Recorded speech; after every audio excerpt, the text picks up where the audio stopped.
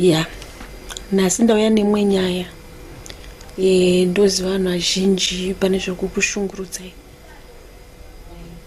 but nhasi ndauya zogadzirisa nyaya yacho.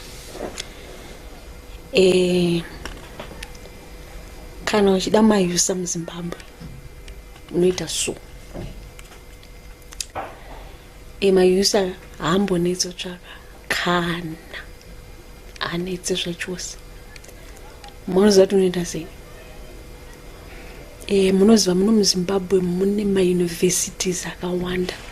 Kunana Bindura University, Chinhoyi University, UZ, Zimbabwe University of Zimbabwe. Kunana vanonzi vanani kumamwe mauniversity anana MSU vakazara. Right. Iwo kana uchida mayusa unoita so. Let me tell you something. Anti munoziva anonzi mayuba.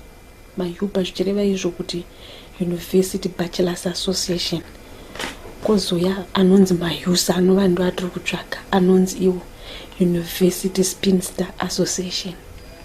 Right. So iwo kana uchida mayusa azvinetsi unoenda paUZ kana pachino university kana pa MSU kana pa UZ unosvika ipapo pananonzi mayusa.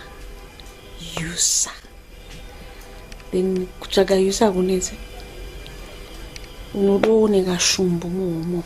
Mozoti kanonzi kashumbu kai kashumbu kamari kanoiswa mupocket yevakomana kana varume.